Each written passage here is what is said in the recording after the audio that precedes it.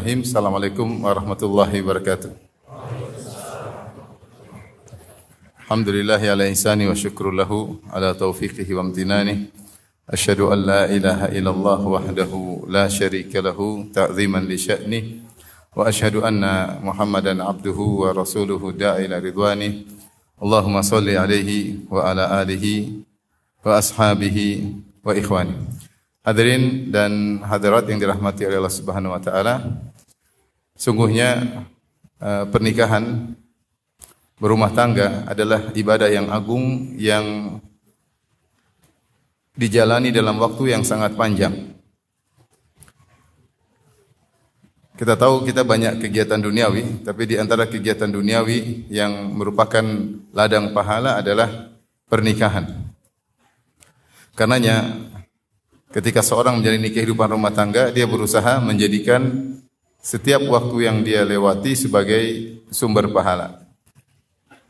Dia berusaha menjalani kehidupan rumah tangga sebagai seorang mukmin dan wanita sebagai seorang wanita mukminah, sehingga Allah berkahi kehidupan rumah tangganya. Maka hendaknya dia belajar dan berilmu agar bisa menjadi rumah tangga dengan baik. Kalau kita ingin umrah yang hanya sebentar, kita butuh belajar. Kalau kita haji yang mungkin cuma puluhan hari, ya kita butuh belajar manasik dan yang lainnya. Apatah lagi untuk menjalani kehidupan rumah tangga yang mungkin memerlukan waktu bertahun-tahun, mungkin puluhan tahun, mungkin sampai meninggal dunia. Oleh karenanya jadikanlah ibadah atau kehidupan rumah tangga menjadi ibadah yang mulia. Karenanya di antara akad yang Allah agungkan adalah akad berumah tangga. Allah Subhanahu wa taala berfirman, "Wa kaifa ta'khudunahu wa qad afdha ba'dukum ila ba'din wa akhadna minkum mitsaqan ghalidha." Itu bagaimana kalian mengambil kembali harta yang telah kalian berikan kepada istri sementara kalian telah bercampur satu dengan yang lainnya. Dan para istri telah mengambil dari kalian mitsaqan ghalidha wa akhadna minkum mitsaqan ghalidha. Dalam ayat ini Allah Subhanahu wa taala menamakan akad nikah dengan mitsaqan ghalidha, yaitu janji yang kuat atau janji yang berat, janji yang berat. Akad yang sakral di sisi Allah Subhanahu wa taala. Oleh karenanya Rasulullah SAW pernah bersabda, "Inna ahaqqasy syurut an tufu bihi mastahlaltum bihil furuj." Sungguhnya hak yang paling berhak untuk atau syarat yang paling berhak kalian tunaikan adalah syarat yang diajukan dalam pernikahan. Misalnya ada menikah seorang laki dengan wanita, kemudian wanita mempersyaratkan agar sang suami tinggal di kota tertentu misalnya, atau syarat yang dibolehkan, maka Nabi mengingatkan bahwa ini adalah syarat yang paling utama untuk ditunaikan. Kenapa? Karena mastahlaltum bihil furuj. Karena dengan syarat ini kalian menghalalkan untuk menggauli seorang wanita. Maka di sini Rasulullah SAW mengagungkan akad pernikahan. Bahkan syarat yang terkait dengan pernikahan adalah paling utama untuk ditunaikan. Hadirin hadirat yang dirahmati Allah Subhanahu wa taala. Oleh karenanya Rasulullah SAW mengatakan bahwasanya pernikahan adalah min sunnati, adalah sunnahku. Ya, faman raghiba an sunnati falaysa minni. Siapa yang benci sunnahku maka bukan bagian dariku. Kapan Rasulullah ucapkan hal ini? Rasulullah ucapkan ketika ada seorang sahabat yang punya ide untuk tidak menikah supaya bisa konsentrasi ibadah. Karena kita tahu pernikahan menyibukkan seorang sehingga kurang ibadahnya. Benar atau tidak? Istri bikin sibuk enggak? Bikin sibuk. Satu aja bikin sibuk. Belum lagi anak-anaknya bikin sibuk. Pernikahan bikin sibuk. Maka ada seorang sahabat yang punya ide. Dia mengatakan, "Sa'atazilun nisa," saya akan meninggalkan para wanita. Menurut dia, pernikahan hanyalah menyibukkan dirinya sehingga dia tidak sempat beribadah kepada Allah Subhanahu wa taala. Sampai sebagian sahabat minta izin kepada Nabi untuk dikebiri supaya tidak sibuk dengan apa? Wanita. Tapi Rasulullah tegur. Rasulullah bilang kita agama bukan rahbaniyah, bukan seperti orang-orang Nasara yang kemudian mendekatkan diri mereka kepada Allah dengan melakukan bid'ah rahbaniyah, tidak mau menikah, tidak mau punya anak. Justru Rasulullah SAW menjelaskan bahwasanya menikah adalah penyempurna agama. Menikah adalah penyempurna agama. Dan itu sunnah Nabi SAW, bahkan sunnah para Rasul. Laqad arsalna rusulan min qablika wa ja'alna lahum azwajan wa dzurriyyah. Sungguh kami telah utus para rasul sebelum engkau dan kami jadikan bagi mereka istri-istri dan anak-anak. Dan Allah tidak pilihkan kepada para rasul kecuali yang terbaik. Kecuali yang terbaik. Bahkan Rasulullah SAW mengatakan, "Man tazawwaja faqad istakmala nisfa dinihi, falyashhad fi nisfil baqi." Siapa yang sudah menikah telah sempurna setengah agamanya, tinggal dia bersungguh-sungguh untuk menyempurnakan setengahnya lagi. Ini semua dalil menunjukkan bahwasanya pernikahan adalah ladang pahala. Pernikahan adalah penyempurna agama seseorang.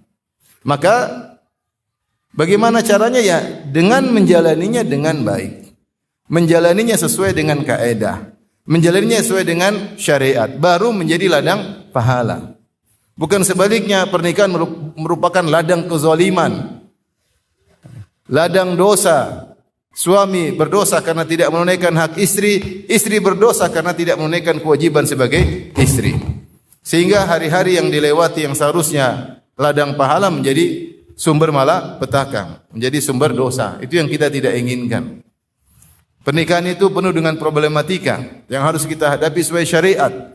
Bagaimana tidak, dia adalah penyempurna agama seseorang. Penyempurna agama seseorang. Maka kita sebagai lelaki berusaha menjalani kehidupan rumah tangga kita dengan baik, dengan problematika yang ada kita hadapi dengan sesuai syariat agar kita mendapatkan pahala dalam kehidupan rumah tangga kita. Demikian juga para wanita. Bayangkan kita berumah tangga mungkin 20 tahun, 30 tahun.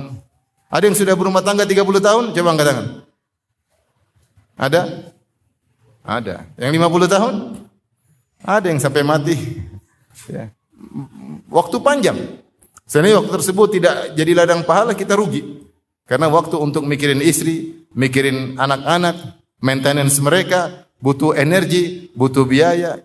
Istri ke salon aja berapa bayarnya? Kalau enggak karena Allah, rugi kita. Rugi. Meskipun hasilnya juga tidak terlalu signifikan, biasa-biasa.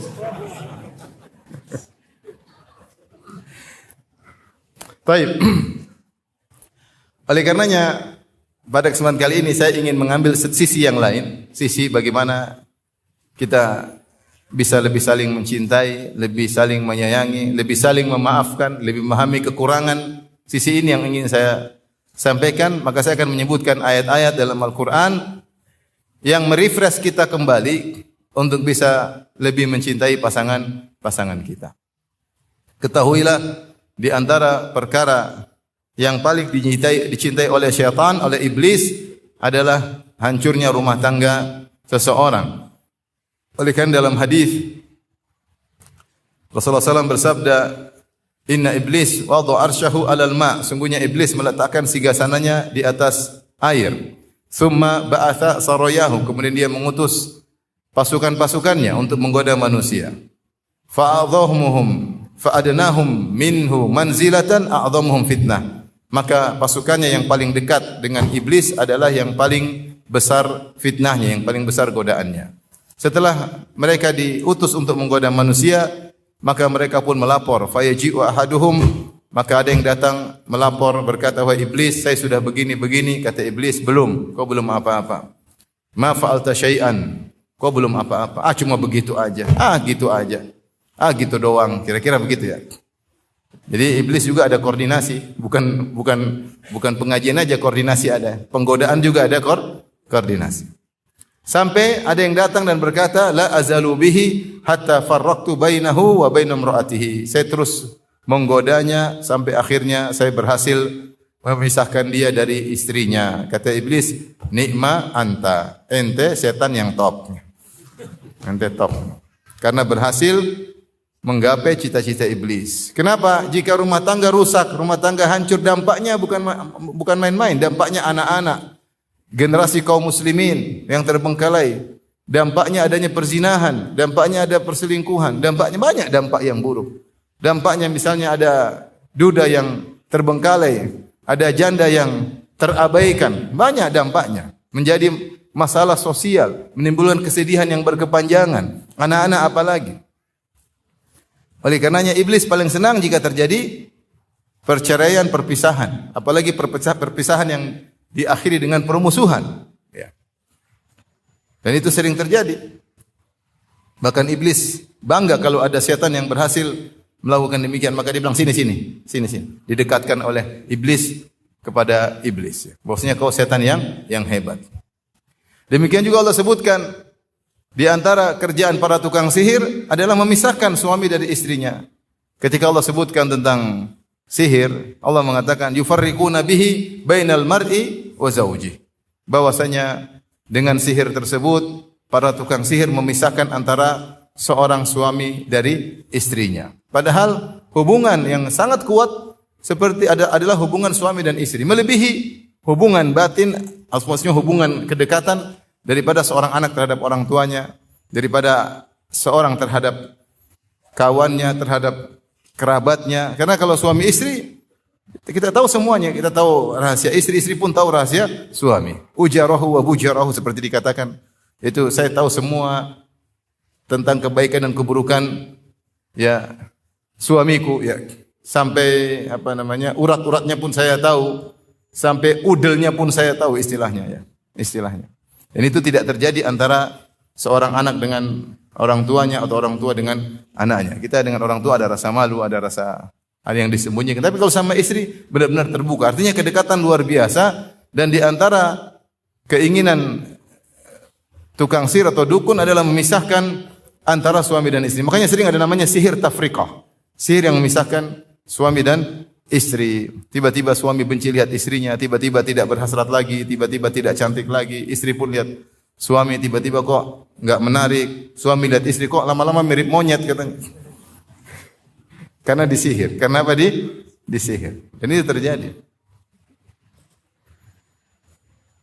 Ada sihir sad sehingga dia mau gauli istrinya enggak bisa. Subhanallah. Kerjaan para tukang sihir. Kenapa? Karena mereka suka jika terjadi kerusakan dalam kehidupan rumah tangga. Bayangkan jika suami istri tidak menjalani syariat, kemudian hidup dengan saling benci, saling bermusuhan, mereka tersiksa selama puluhan tahun. Bertahun-tahun mereka tersiksa. Tiap hari kehidupan dipenuhi dengan tangis. Rumah tangga begitu yang kita harapkan? Tentunya tidak. Oleh karena pada kesempatan kali ini saya akan membacakan beberapa ayat dalam Al-Quran yang tujuannya adalah untuk merefresh kembali cinta kita kepada pasangan, ya, agar kita mencintai pasangan kita karena Allah Subhanahu wa taala. Mungkin kita rubah metode kehidupan kita dengan pasangan kita agar lebih mesra, lebih indah, dan tidak ada namanya kata terlambat. Tidak ada namanya kata terlambat. Ustaz sudah rambut putih semua Ustaz, enggak ada kata terlambat. Menjalankan sunnah tidak ada kata terlambat. Taib, kita akan bacakan beberapa ayat. Di antaranya dalam surat Ar-Rum ayat yang sering dibacakan ketika pernikahan, ya, yaitu tentang cinta suami istri. Kata Allah Subhanahu wa taala dalam surat Ar-Rum ayat 21, "Wa min ayatihi an khalaqalakum min anfusikum azwaja litaskunu ilaiha wa ja'ala bainakum mawaddatan wa rahmah. Inna fi dzalika laayatin liqaumin yatafakkarun." Kata Allah Subhanahu wa taala, dan di antara min ayatihi, di antara tanda-tanda kekuasaan Allah, tanda-tanda rububiyah Allah, tanda-tanda bahwasanya ada Tuhan. Tanda-tanda bahwasanya hanya Allah yang berhak diibadahi. Tanda-tanda bahwasanya semua ini ada yang mengatur. Adalah apa? An khalaqalakum min anfusikum azwaja. Allah ciptakan untuk kalian dari diri kalian pasangan-pasangan kalian. Yaitu Allah menjadikan seorang laki suka sama wanita, wanita suka sama lawan jenisnya. Itu tanda-tanda rububiyah Allah. Sebagaimana Allah menjadikan hewan suka dengan hewan yang lain, ya. Padahal kalau kita bandingkan, misalnya ini sederhana aja. Misalnya wanita istri antum lah dibandingkan dengan sapi, cantikan mana? Tentunya cantikan istri tanpa keraguan, ya. Tapi kalau ada sapi jantan lihat istri antum, dia enggak tertarik. Dia tertariknya sama sejenis juga sapi. Siapa yang bikin itu? Itu yang bikin siapa? Allah. Manusia tertarik sama manusia, sapi tertarik dengan sapi. Padahal istri kita istri antum lah, istri bersama, lebih cantik daripada apa? Sapi. Tapi kenapa sapi jantan lihat istri kita enggak tertarik? Karena Tanda-tanda kebesaran Allah. Allah yang menjadikan lelaki naksir sama wanita. Bahkan seorang punya adik perempuan lebih cantik daripada istrinya. Ketika lihat adiknya dia enggak berhasrat, tapi lihat istrinya dia berhasrat. Kenapa? Ada fitrah bahwasanya seorang kakak sayang sama adik. Tapi kalau sama wanita lain dia berhasrat. Ini yang bikin siapa? Ini Allah. Tanda bahwasanya Tuhan itu ada. Tuhan itu ada. Ada seorang laki-laki, seorang perempuan dari kecil main. Nanti ketika ada umurnya mereka berhasrat. Siapa yang munculkan hasrat? Allah Subhanahu wa taala. Itu namanya fitrah dari sananya seorang suka dengan lawan jenis. Ya. Dan ini menunjukkan ada Tuhan. Ada Tuhan yang pasang itu. Ada Tuhan yang pasang hal tersebut. Kalau suka karena keindahan harusnya sapi jantan suka dengan perempuan cantik. Harusnya demikian. Ternyata tidak. Ternyata tidak. Yang menakjubkan, Allah menjadikan sebagian suka dengan jenis yang lainnya. Saya punya kawan misalnya berkulit hitam, dia sangat tertarik sama wanita yang berkulit hitam juga. Ya. Dari negeri Afrika, misalnya. Mereka sangat tertarik dengan wanita yang juga berkulit hitam. Kita mungkin kurang tertarik, tapi bagi mereka luar biasa. Sampai sebagian mereka berkata, semakin gelap semakin indah. Sebagian mereka mengatakan demikian. Semakin gelap semakin apa? Indah. Ya, siapa yang bikin? Allah Subhanahu wa taala. Masing-masing ada rezekinya, masing-masing ada aturannya. Maka Allah mengatakan di antara tanda-tanda rububiyah Allah, an khalaqa lakum min anfusikum azwaja. Allah ciptakan bagi jenis kalian istri-istri. Setelah itu Allah mengatakan litaskunu ilaiha, agar kalian sukun, tentram kepada istri-istri kalian. Wa ja'ala bainakum mawaddatan wa rahmah, dan Allah jadikan di antara kalian mawaddah yaitu cinta, rahmat adalah kasih sayang.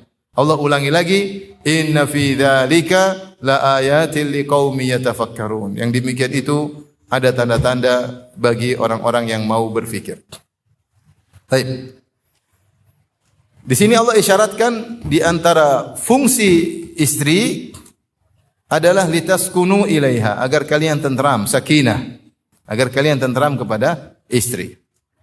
Condong kepada istri. Dan ini Allah juga sebutkan dalam surat Al-A'raf 189. Al-A'raf 189 Allah berfirman, "Huwallazi khalaqakum min nafsi wahidatin wa ja'ala minha zawjaha liyaskuna ilaiha." Dialah Allah yang telah menciptakan kalian dari satu jiwa, yaitu Adam alaihissalam. Wa ja'ala minha zawjaha. Kemudian Allah ciptakan dari Adam istrinya, yaitu Hawa, liyaskuna ilaiha, agar Adam tentram kepada Hawa. Sebagian ulama mengatakan ini isyarat bahwasanya lelaki hanya bisa mendapatkan ketentraman sejati yang sesungguhnya jika dia bisa tentram sama istrinya.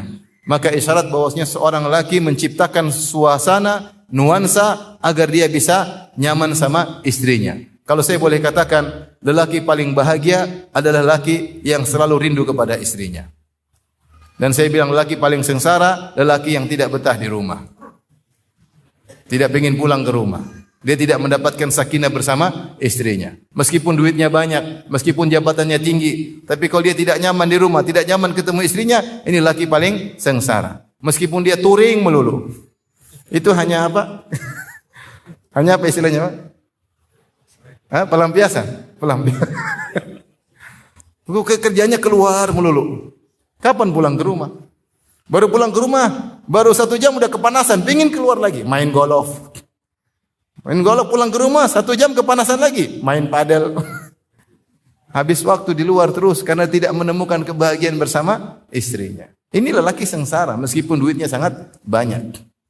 Tapi kalau seorang pulang ke rumah, rindu pulang ke rumah, dia tentram sama istrinya, itulah lelaki yang bahagia. Benar, ada kebahagiaan yang kita dapatkan dengan berbagai cara. Ketemu teman kita bahagia, touring bareng kita bahagia, olahraga bareng kita bahagia. Tapi itu bukan kebahagiaan sejati seorang lelaki. Kebahagiaan sejati seorang lelaki adalah dia tentram bersama istrinya. Ketika istrinya dia jadikan teman ngobrolnya. Ketika dia bisa bercanda dengan istrinya. Ketika dia bermesraan dengan istrinya. Rasulullah SAW berkata kepada Jabir bin Abdullah, "Hal tazawwajta bikran?" Kenapa kau tidak menikahi seorang gadis? Tudaibuha wa tudaibuka. Kau bisa mencandainya, dia bisa mencandaimu. Wa tudahikuka wa tudahikuka. Tudahikuka wa tudahikuka. Tudahikuha wa tudahikuka. Kau bisa membuat dia tertawa, dan dia bisa buat engkau tertawa. Dalam sebagian riwayat, ta'udduha wa ta'udduka. Kau bisa gigit dia, dia juga bisa gigit kamu, gigit-gigitan. Allahu Akbar. Maksud saya, itulah kebahagiaan sesungguhnya. Maka saya katakan, ini perlu kerjasama suami istri untuk menimbulkan kenyamanan. Dan suami punya peran besar dalam hal ini. Antum kalau pulang ke rumah, kemudian tidak ciptakan suasana tersebut, antum tidak akan dapatkan. Antum tidak merasa nyaman sama istri. Ngobrol sama istri malas. Antum merasa istri nggak nyambung ngobrol sama saya. Sehingga istri bukan jadi teman ngobrol. Sehingga kalau diajak ngobrol serasa beban. Antum tidak menciptakan suasana tersebut. Tapi kalau antum menciptakan suasana tersebut, bisa kita ngobrol sama istri. Banyak hal yang bisa kita obrolkan. Banyak hal tentang anak-anak, tentang kerjaan rumah, tentang rencana jalan-jalan kemana. Banyak hal kita bisa ngobrolkan. Ya, tentang agama. Ya. Tidak harus kita obrolkan dengan apa yang sedang kita sibukkan. Tidak harus. Ya. Misalnya saya belajar agama tinggi. Ya. Alhamdulillah Allah kasih kesempatan sampai S3 ya. Bukan berarti saya pulang ke rumah kemudian saya bicara istriku, ada firqah namanya Murji'ah istriku. Firqah ini punya pemikiran, ngapain saya ngobrol? Ngapain saya ngobrol begini?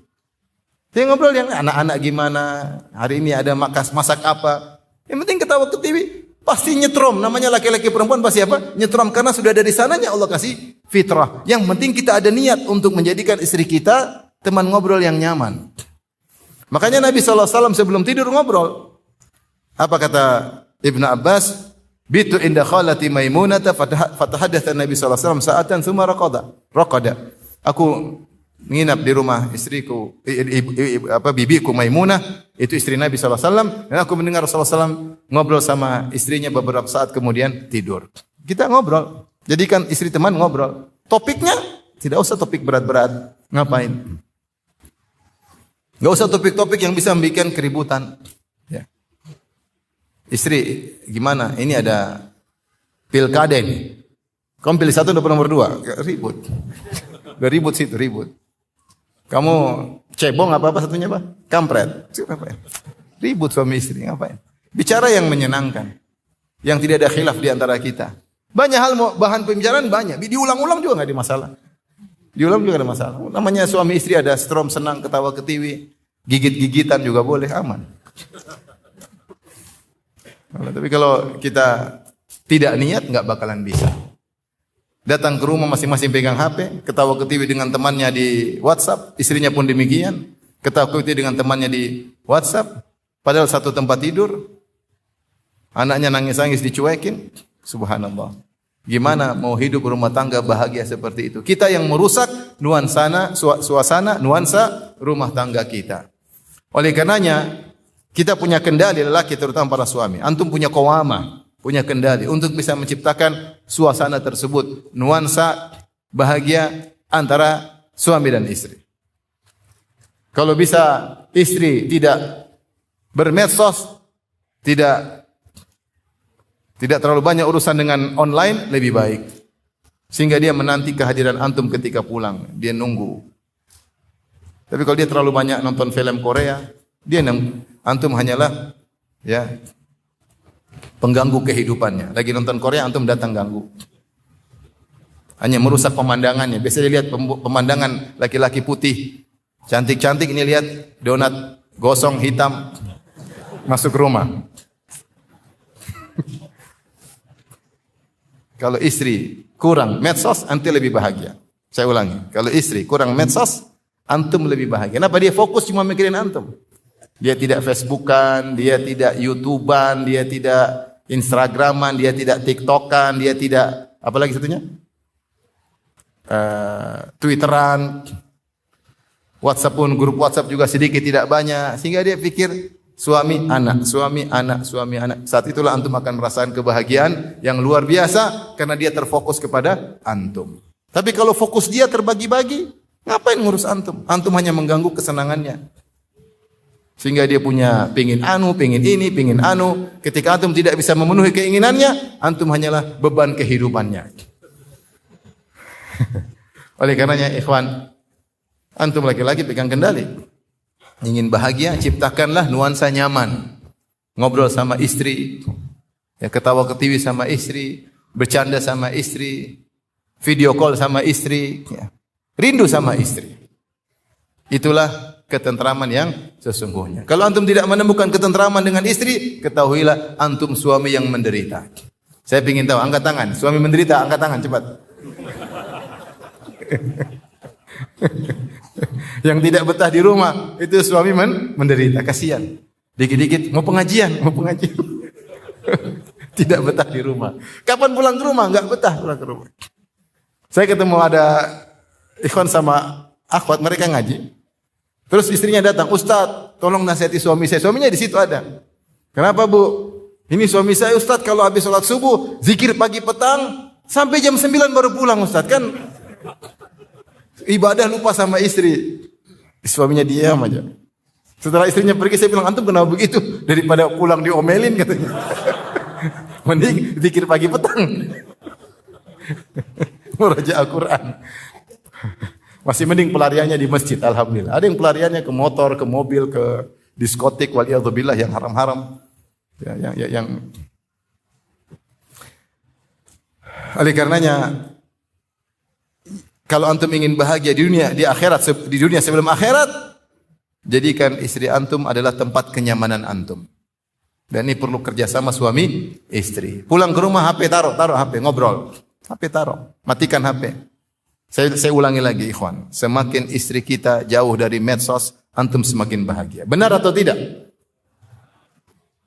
Siapa istrinya terlalu banyak medsos, terlalu bersosialita, terlalu banyak kenalan, terlalu banyak hahaha sama orang luar, antum semakin menderita. Karena antum tidak diperhatikan. Antum tidak diperhatikan. Oleh karenanya, ciptakan nuansa nyaman, dan itu yang pegang kendali adalah antum, para lelaki. Baik. Di antara ayat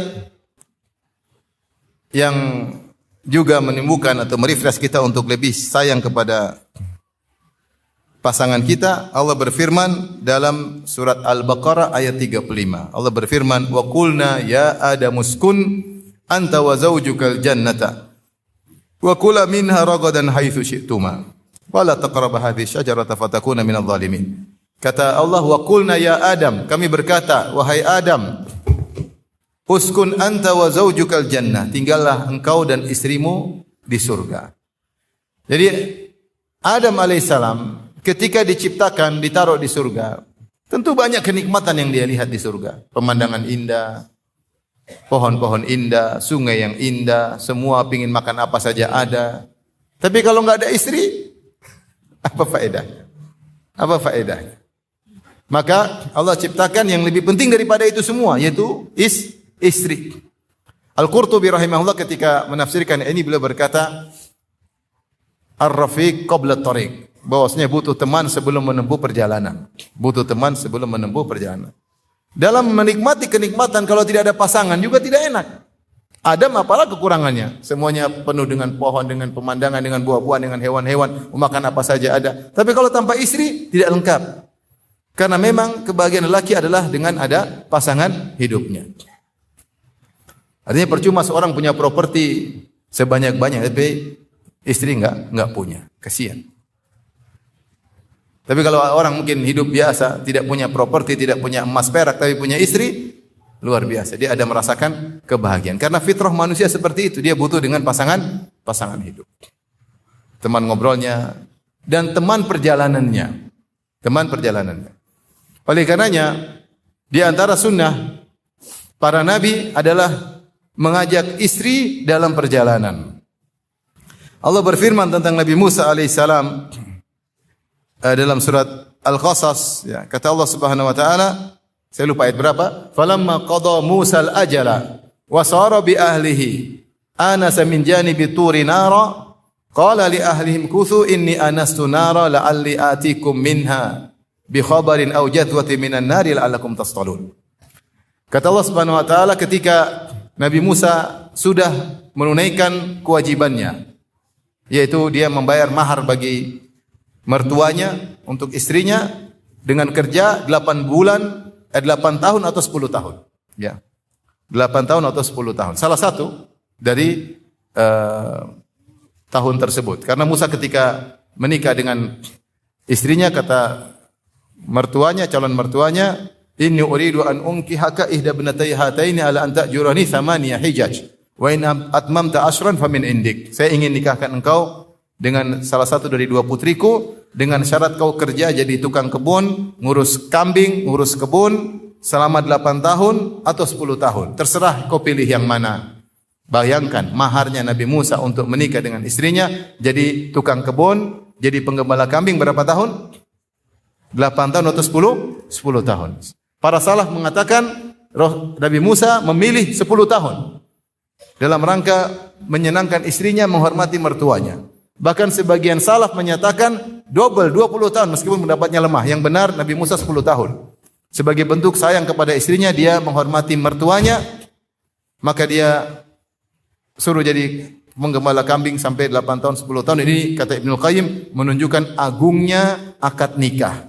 Sehingga Musa alaihissalam rela untuk membayar akad nikah meskipun jadi tukang kebun selama berapa tahun? 10 tahun. 10 tahun. Karena agungnya akad nikah tersebut. Baik, setelah itu, falamma qada Musa al-ajal, tatkala Musa selesai menunaikan kewajibannya untuk menunaikan mahar istrinya, wasara bi ahlihi, maka dia pun berjalan bersama istrinya dari Madian menuju Mesir. Dia menuju ke Memphis. Disebutkan dia rindu untuk ketemu dengan ibunya, rindu ketemu dengan kakaknya, rindu ketemu dengan keluarganya. Tadinya dia kabur dari Memphis, dari Mesir menuju Madian, dia ingin kembali. Kemudian kata Allah, wasara bi ahlihi, dia ajak istrinya. Al-Qurtubi menyebutkan bahwasanya demikianlah Nabi Musa ketika bersafar membawa apa? Istri. Dan ini sunnah bukan cuma dikerjakan oleh Nabi Musa alaihissalam, juga dikerjakan oleh Nabi SAW. Hampir setiap safar yang dilakukan oleh Nabi, Nabi selalu bawa istri. Nabi selalu bawa istri. Hampir seluruh safar Nabi SAW. Ya. Kata Aisyah radhiyallahu taala anha, "Kana Nabi sallallahu alaihi wasallam idza arada safaran aqra'a baina nisa'ihi fa ayyutuhunna kharaja sahmuha kharaja biha ma'ahu." Adalah Nabi sallallahu alaihi wasallam kalau ingin safar, beliau membuat undian di antara istri-istrinya. Siapa yang keluar undiannya, maka diajak oleh Nabi untuk bersafar. Ya, jadi istri Nabi ada berapa? 9. Keluar kasih undian. Kalau keluar diajak. Kadang-kadang Rasulullah undi keluar 2 nama, dua-duanya diajak. Terkadang 1 orang. Dan ini dalil bahwasanya Rasulullah SAW selalu bawa istri. Bahkan perjalanan Nabi, perjalanan terkadang ada bahaya seperti perang. Rasulullah bawa istrinya. Dan kebanyakan perjalanan Nabi bukan perjalanan jalan-jalan. Perjalanannya semua perjalanan tugas. Entah perang, entah dakwah, entah apa. Tapi selalu bawa istri. Maka kalau kita bisa seperti itu, kalau antum punya istri banyak, antum kasih undian. Kalau cuma 1, percuma undian. Dia lagi yang keluar. Bawa. Maksud saya, Rasulullah SAW bawa. Kenapa? Istri teman perjalanan, ngobrol, membantu kita. Fungsinya banyak, menundukkan pandangan kita. Kalau kita lihat macam-macam, dicubit sama istri. Ya. Kalau kita lagi duduk di bisnis kelas, mungkin nggak ada yang berani ganggu karena apa? Ada istri. Dan macam-macam. Banyak manfaatnya. Kalau kita lagi berhasrat ada istri, ya. Lalu perjalanan kita melihat macam-macam. Ya. Selama kita mungkin bawa istri. Kalau nggak mungkin ya lain cerita. Duit nggak ada. Ya. Tiket pesawat nggak bisa beli, atau perjalanan karena kita jalan bareng-bareng sama teman laki-laki. Tapi kalau sebisa mungkin kita bawa istri tanpa ada halangan, bawa istri itu sunnah Nabi, dan uang yang kita keluarkan pada tempatnya, dan kita dapat pahala. Kita niatkan bawa istri karena ini sunnah Rasulullah sallallahu alaihi wasallam. Kalau istri banyak undi. Ustaz, kalau undian keluar istri kedua. Baik. Terus keluar lagi, undian lagi, keluar lagi istri kedua lagi, gimana Ustaz? Nah, itu pembahasannya tingkatan tinggi. Antum enggak usah dengar. Maksud saya, ini semua untuk menciptakan nuansa istri adalah teman perjalanan, teman ngobrol, tempat bertukar pikiran, Jadikan istri. Jangan kita meremehkan istri kita, jangan kita merendahkan dia. Terkadang istri punya pandangan-pandangan yang tidak bisa kita tahu. Dia punya pandangan-pandangan, punya ide-ide. Makanya Rasulullah SAW ketika menyuruh para sahabat untuk bercukur dan menyembelih hewan mereka tatkala gagal untuk umrah di Hudaybiyah, para sahabat tidak mau. Para sahabat inginnya jihad, enggak usah gagalin umrah, jihad. Mereka ingin Rasulullah tetap jihad, enggak usah gagalin umrah. Maka Rasulullah agak sedih, Rasulullah masuk ke kemah, ternyata ketemu Ummu Salamah. Ummu Salamah tanya, "Ada apa wahai Rasulullah?" Rasulullah cerita. Kata Ummu Salamah, "Sudah, kau enggak usah keluar, ketika keluar enggak usah ngomong sama siapapun, panggil tukang cukurmu, cukur rambutmu dan sembelihlah sembelihanmu." Ini idenya Ummu Salamah radhiyallahu taala anha, istri Nabi. Maka Nabi dengar, Nabi kerjain. Dan Nabi orang yang tawadhu. Ide dari siapapun kalau bagus dia terima. Ini dari istrinya, dia dengar, dia lakukan dan ternyata benar. Ketika Rasulullah SAW cukur rambutnya, potong sembelihannya, maka para sahabat tahu keputusan Nabi tidak bakalan berubah. Maka mereka langsung ikut Nabi SAW. Semuanya akhirnya mencukur rambutnya, bertahalul dan semuanya menyembelih hewan mereka. Idenya dari siapa? Dari Ummu Salamah. Maka mau saya hidup rumah tangga itu jadikan istri sebagai teman ngobrol. Yang menghalangi kita hal ini adalah medsos, HP, gadget. Ini yang mengurangi kebahagiaan kita. Kita mencari kebahagiaan di luar, padahal sumber kebahagiaan kita di dalam rumah. Akhirnya nuansa kasih sayang mesra tidak ada di rumah, kita yang sengsara sendiri. Karena kita menghilangkan nuansa tersebut. Istri pun cari kebahagiaan di luar. Dia punya teman-teman banyak, dia bermedsos, dia ini tiap hari sibuk japri Instagram, apa namanya? Apa namanya kalau DM, iya DM. Apa DM singkatannya? Oh, direct message. Masya Allah. Direct message. Ya, japri gitu. Akhirnya waktu dia habis untuk medsos, bersosialita dan macam-macam. Sehingga kebahagiaan hilang di rumah. Saya bilang, ini mohon maaf kepada ibu-ibu. Kebahagiaan itu ikut syariat. Kebahagiaan itu ikut syariat. Wanita yang menjalankan syariat Allah, dia yang bahagia. Yang senang di rumah, yang menundukkan pandangan, yang taat kepada suami, itu yang bikin dia bahagia. Setan datang ingin memberi gambaran lain. Kau mau jadi wanita bahagia, harus sering keluar rumah. Kau ingin jadi wanita bahagia, harus bersosialita, harus pakai baju branded, harus berani bentak suami. Itu top versi setan. Tapi antum bayangkan, sekarang saya kasih antum gambaran dua sosok wanita. Yang satu hobinya keluar rumah, yang satu hobinya keluar rumah, beli barang-barang branded, jalan-jalan ke sana, maunya kalau jalan-jalan ke luar negeri, maunya. Kalau suami ini bantah, angkat suara, dia merasa hebat di rumahnya. Kata dia, suamiku sama saya takut. Nih coba nih. Saya telepon nih. Iya. Dia bangga di depan teman-temannya bahwasanya suami saya takut sama saya. Baik. Kelihatannya hebat wanita ini. Semua wanita lihat dia wanita top. Suaminya takut. Tasnya branded, suka keluar rumah, temannya banyak, jadi ketua kelas. Baik, yang satunya. Satunya hobinya di rumah. Tidak pernah angkat suara, nurut sama suami. Tidak suka branded, biasa-biasa aja. Baik, kira-kira antum mana yang lebih bahagia? Wah, antum laki-laki yang kedua, Ustaz. Enggak, saya bicara benar. Kebahagiaan wanita yang pertama akan hilang. Wanita bahagia itu ketika dia merasa butuh suami, ketika dia merasa diayomi suami. Ketika perasaan itu hilang, dia tidak bahagia. Sifat wanitanya hilang. Malah dia punya suami yang dia tidak anggap, dia remehkan. Wanita ini mana bahagia? Bahagia itu ketika seorang wanita ikut syariat, menjalankan fitrahnya sebagai wanita, kodratnya sebagai wanita, harusnya demikian. Situlah ada kebahagiaan. Sehingga dia bahagia, suaminya pun bahagia. Bayangkan rumah tangga model istri seperti ini. Dia tidak bahagia, sang istri, suami apalagi tidak bahagia. Coba kalau yang jarang keluar rumah, yang sederhana, kalau kita kasih emas 4 gram, dia nangis. Abi, syukran habibi.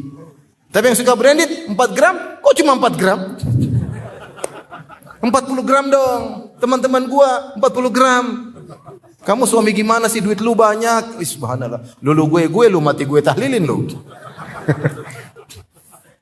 Akhirnya apa? Tidak ada kebahagiaan. Jadi maksud saya, Kadang iblis itu menggambarkan wanita hebat, bahagia begitu, padahal tidak, itu wanita sengsara. Dia tidak nyaman sama suami, akhirnya ketawa ketiwi sama laki-laki lain, akhirnya jalan sama laki-laki lain, dia menderita. Satunya, Masya Allah, di rumah saja, biasa-biasa, diberikan sama suami, menangis, bahagia, senang. Itulah wanita yang bahagia ketika menjalani syariat Allah Subhanahu wa ta'ala. Benar tidak Bapak-bapak? Hah? Sudah terlambat. Tidak ada kata terlambat. Masih bisa diperbaiki. Taib, jadi di antara sunnah adalah jalan sama istri, ngobrol sama istri. Saya punya ustadz, Masya Allah, di usia dia sudah tua, mungkin menjelang 60, sering jalan sama istrinya. Kemana-mana safar sama istrinya, kemana-mana bareng sama istrinya, Masya Allah. Ya. Itulah kebahagiaan. Ya. Kebahagiaan itu mudah, tidak harus naik mobil mewah, tidak harus punya rumah mewah, tidak harus jalan-jalan ke Eropa. Jalan-jalan ke kota baru juga bahagia. Benar atau tidak? Saya buktinya bahagia hari ini. Kota baru indah, Masya Allah. Kita harus ke Swiss. Wow, duit banyak itu. Harus ke Melbourne. Waduh, duit banyak. Harus ke Donald Trump. Apalagi duit habis. Jadi akhirnya tidak bahagia. Terlalu banyak sosialita. Terlalu tinggi standar. Duit tidak ada. Mampu sendiri. Taib. Kita lanjutkan.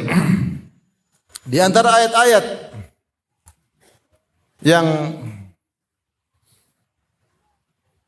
merefresh kembali cinta kasih kita kepada pasangan kita, Allah Subhanahu wa taala menamakan pasangan suami istri adalah pakaian bagi yang lainnya. Dalam surat Al-Baqarah 187 Allah berfirman, "Uhilla lakum lailatas siyami rafathu ila nisaikum. Hunna libasul lakum wa antum libasul lahun." Dihalalkan bagi kalian di malam hari bulan Ramadan, di malam hari puasa, untuk bercampur dengan istri-istri kalian. Kenapa? Hunna libasul lakum, karena istri kalian adalah pakaian bagi kalian. Wa antum libasul lahun, dan kalian adalah pakaian bagi istri kalian. Di sini Allah mengungkapkan dengan kata-kata kiasan yang indah, bahwasanya seorang adalah pakaian bagi pasangannya dan sebaliknya. Dan kita tahu fungsi pasangan, fungsi pakaian adalah dekat kepada pemakai pakaian tersebut. Makanya Allah jadikan alasan tidak mungkin malam hari dilarang untuk berhubungan karena kalian terlalu dekat. Oleh karenanya Allah mengatakan, "Uhilla lakum lailatas siyamir rafathu ila nisaikum." Di malam hari silakan. Kenapa? Karena enggak mungkin. Karena hunna libasul lakum, karena istri kalian pakaian bagi kalian, wa antum libasul lahun. Pakaian kalian adalah istri bagi kalian, adalah pakaian bagi istri kalian, enggak mungkin dilepas. Oleh karenanya malam tidak mungkin dilarang untuk berhubungan. Taib. Kita tahu fungsi pakaian, ja'ala laila libasa, ya, seperti Allah katakan malam jadi pakaian, gelap menutupi aurat seseorang. Ketika seorang di malam hari dia buka pakaian enggak ada masalah karena kegelapan malam menutup auratnya. Sehingga Allah menamakan malam dengan apa? Libasan. Kemudian sarabila taqikumul har wa sarabila taqikum ba'sakum. Kata Allah Subhanahu wa ta'ala, Allah jadikan bagi kalian pakaian-pakaian yang akan menghalangi kalian dari kepanasan dan juga pakaian perang untuk menghalangi dari hantaman musuh, pedang musuh. Jadi Allah sebut sarabila taqikumul har. Pakaian fungsinya menjaga seorang dari panas terik matahari yang bisa membakar kulit seseorang, maka jadi pakaian. Maka pakaian Allah sebutkan karena menunjukkan saking dekatnya. Makanya para wanita juga disebut dengan pakaian. Disebut dengan izar atau uzur. Seperti dalam satu hadis ketika Rasulullah sallallahu alaihi wasallam mengambil baiat kepada kaum Ansar yang ingin mengajak Nabi untuk hijrah, kata Nabi sallallahu alaihi wasallam, "Ubayyukum ala an tamna'uni mimma tamna'una minhu nisa'akum." Aku membaiat kalian agar kalian membelaku sebagaimana kalian membela istri-istri kalian, karena orang Arab dikenal sangat pencemburu. Istrinya tidak boleh diganggu sedikit pun. Mereka rela mati untuk membela apa? Istri mereka. Maka Nabi bilang, kalian bela saya, menjaga saya nanti di Madinah seperti kalian menjaga istri-istri kalian, wa abna'akum, dan anak-anak kalian. Maka berkata mereka, Fawalladzi ba'atsaka bil haqq lanamna annaka mimma namna'u uzurana. Kami benar-benar akan membela engkau sebagaimana kami membela uzurona. Uzurona maksudnya izar, sarung-sarung kami. Yang dimaksud sarung-sarung kami maksudnya istri-istri kami. Maksud saya orang Arab dahulu menyebut istri dengan pakaian. Karena saking apa? Dekatnya. Tapi maksud saya orang Arab menamakan istri mereka dengan sarung-sarung karena saking dekatnya. Sarung-sarung menutupi langsung aurat seseorang. Ya. Oleh karena Rasulullah SAW juga berkata, Al-Ansaru syiar wan nasu dithar. Kaum Ansar adalah syiar. Karena Rasulullah menggambarkan kedekatan kaum Ansar sampai Rasulullah menamakan Ansar syiar. Syiar itu pakaian pertama kali yang langsung menempel pada kulit. Wan nasu dithar. Adapun orang-orang lain selain Ansar adalah dithar itu pakaian lapis 2. Tapi Rasulullah menamakan Ansar dengan pakaian yang pertama menunjukkan kedekatan Nabi dengan kaum Ansar. Saking dekatnya seorang wanita kepada suaminya sampai wanita orang Arab tamakan dengan izar, sarung atau pakaian. Maka ini ibarat yang Allah ungkapkan terkait dengan lelaki dan istrinya adalah laki-laki adalah pakaian bagi istri, istri adalah pakaian bagi lelaki, menunjukkan kedekatan luar biasa. Oleh karena kita tahu seorang laki mengetahui rahasia-rahasia istrinya, istrinya pun tahu rahasia-rahasia apa? Suaminya. Di antara fungsi pakaian adalah memberi kenyamanan pada tubuh. Kalau dingin tidak kedinginan, kalau panas terik tidak membakar kulit. Maka jadilah Anda menjalankan fungsi tersebut bagi pasangan Anda. Seorang suami yang baik menjalankan fungsi tersebut. Kalau istrinya kedinginan, maka dia peluk istrinya agar hangat. Kalau istrinya kedinginan, dia selimutin apa? Istrinya. Bukan istrinya lagi kedinginan, kemudian dia tarik selimutnya, dia pakai sendiri. Lihatlah Nabi Musa alaihissalam. Ketika berjalan istrinya, dia mengatakan, Inni anastu nara, la'alli atikum minha bi khabarin, au jathwatin minan nari la'allakum tastalun. Wahai istriku, tetaplah di sini. Aku ingin pergi ke arah api di sana. Saya ingin ambil suluh api, agar kau menjadi hangat. Dia ingin menghangatkan apa? Istrinya karena malam tersebut malam yang dingin. Subhanallah. Dia mau jalan jauh hanya untuk dia bilang istri kau tunggu di sini. Saya mau ngambil api untuk hangatkan engkau. Subhanallah. Bagaimana dia pikir bisa menghangatkan istrinya? Bagi Nabi Musa menghangatkan istri adalah berpahala di sisi Allah. Semua perbuatan Nabi berpahala. Makanya fungsikan diri kita sebagai pakaian, memberi perlindungan kepada istri kita. Memberikan kenyamanan kepada istri kita. Maka kalau kita berbicara, pilih kata-kata yang membuat dia nyaman. Bukan buat dia sakit hati, ketakutan. Sedikit-sedikit kamu saya cerai. Sedikit-sedikit besok Abi kawin lagi. Subhanallah. Sedikit-sedikit ngancam poligami. Sedikit-sedikit ngancam cerai. Istri stres lihat suami model begini. Jangan. Pilih kata-kata dia seorang anak manusia yang terhormat, wanita muslimah. Kalau kita bisa bertutur kata halus kepada ummahat, kepada akhwat, kepada istri lebih mulia, lebih utama. Bukankah Rasulullah SAW bersabda, khairukum li ahlihi, wa ana khairukum li ahli. Sebaik-baik kalian adalah yang terbaik bagi istrinya. Yaitu terbaik, yang sebaik-baik kalian di sisi Allah adalah yang terbaik bagi istrinya, dan aku adalah suami yang terbaik. Maka ini adalah parameter dalam kehidupan kita. Kalau kita bisa bercanda sama orang, memberi kenyamanan pada hati orang, kita bisa buat dia tertawa, istri lebih utama. Kalau kita bisa maafkan orang, maka istri lebih utama untuk kita maafkan. Kalau kita memilih kata-kata agar tidak menyinggung orang lain, istri lebih utama. Sehingga kita berikan rasa nyaman dalam hatinya. Jadikan itu sebagai ladang pahala. Di antara hal yang menakjubkan,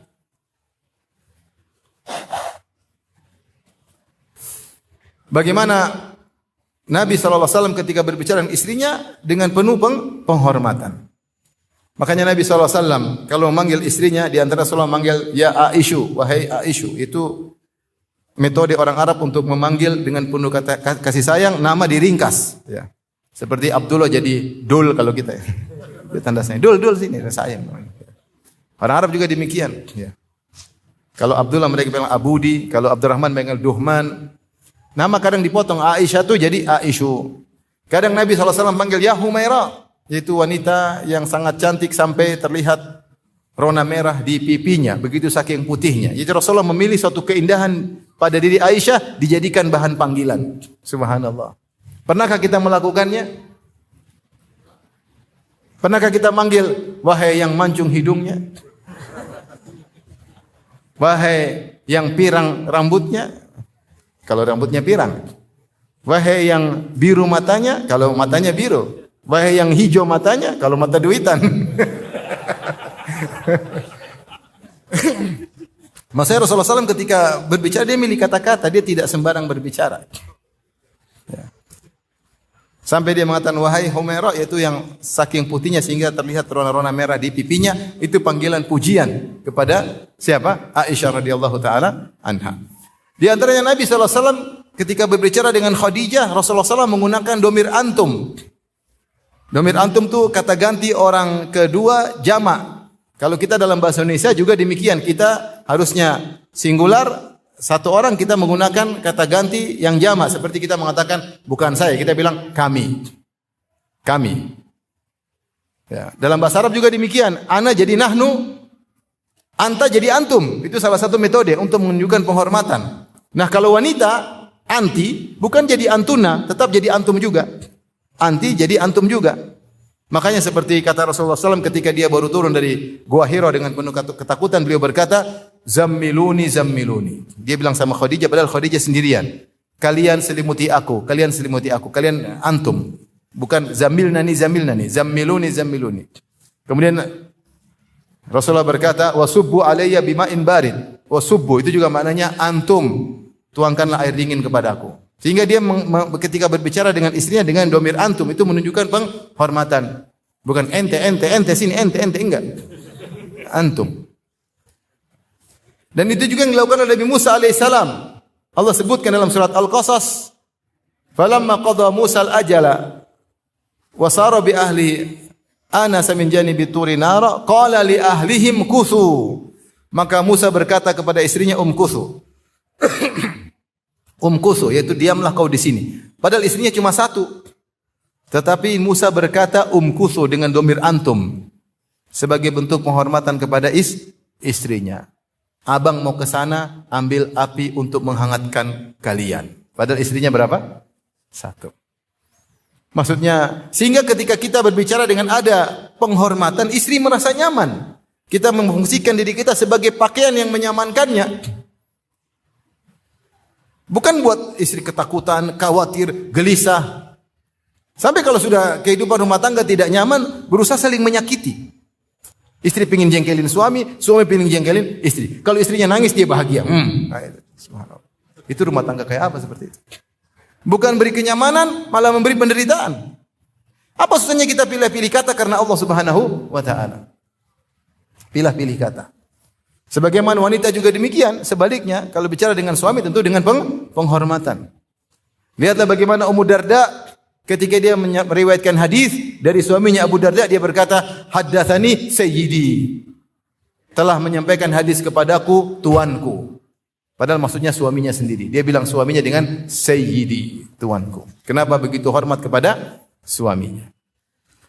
Maka ini terkadang yang kita hilang seni dalam berbicara dengan pasangan kita. Kita bicara seenaknya, tanpa mikir perasaannya, baik istri maupun suami. Apa susahnya kalau suami kasih sesuatu, istri bilang, syukran habibi. Ibu bisa bilang enggak ibu? Coba saya dengar, syukran habibi. Jarang ngomong. Makanya tidak fasih. Tidak fasih. Kalau fasih kan kelihatan syukran habibi karena sudah biasa.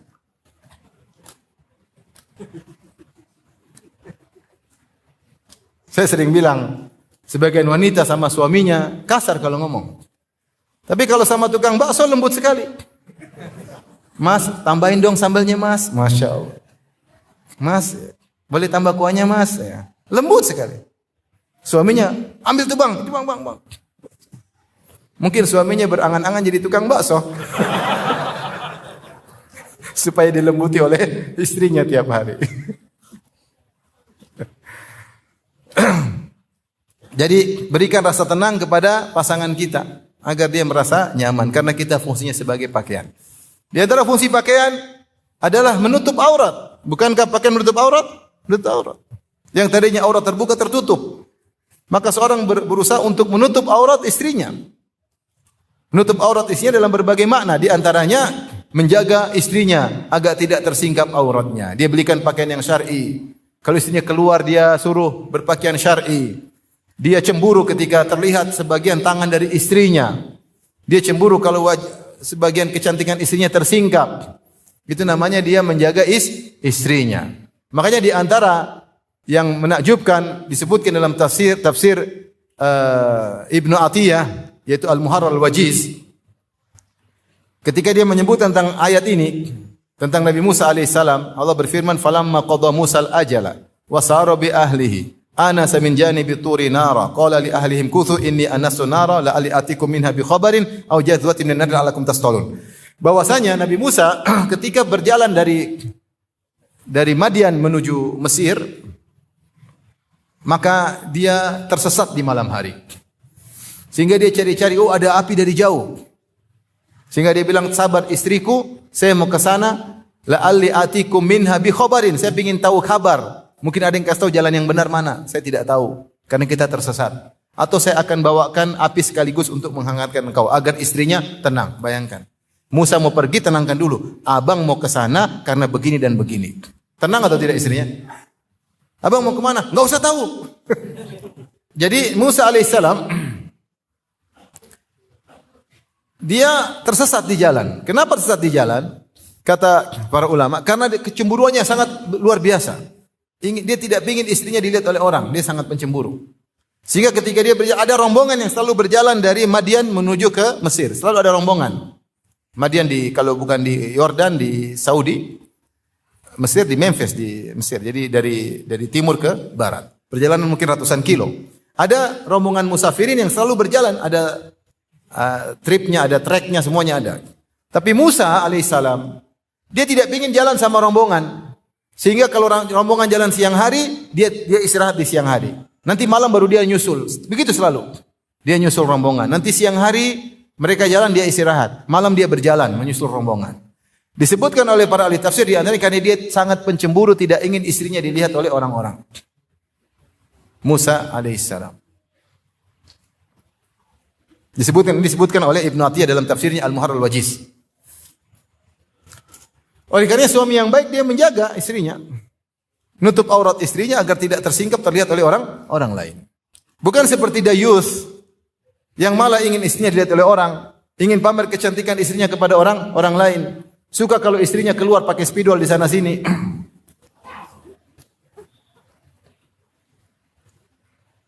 Ingin pamerkan kecantikan istrinya biar laki-laki berhasrat lihat istrinya. Ini dayus namanya. Maka seorang yang libas dia menutup aurat istrinya. Ini salah satu maknanya. Pastikan istrinya keluar dengan pakaian yang syar'i sebisa mungkin. Yang kedua, di antara menutup auratnya yaitu dia menjaga istrinya agar istrinya tidak berbicara dengan laki-laki yang lain, tidak interaksi dengan sembarang laki-laki, ya. Yang akhirnya melunturkan cinta istrinya kepada dia dan melunturkan rasa cemburunya kepada istrinya, ya. Maka dia memenuhi kehasrat istrinya, dia memenuhi kebutuhan biologis istrinya. Karena semua bisa kena fitnah. Laki-laki bisa kena fitnah, perempuan juga bisa kena fitnah. Ya kecuali memang istrinya nakal, itu urusan lain. Tapi yang maksudnya berusaha menjadi suami yang bisa menjadi pakaian bagi istrinya. Istri pun demikian, berusaha menjadi pakaian bagi suaminya, menutup aurat suaminya, menjaga pandangan suaminya. Jangan sampai suaminya akhirnya selingkuh. Maka seorang suami yang baik memenuhi hasrat istrinya.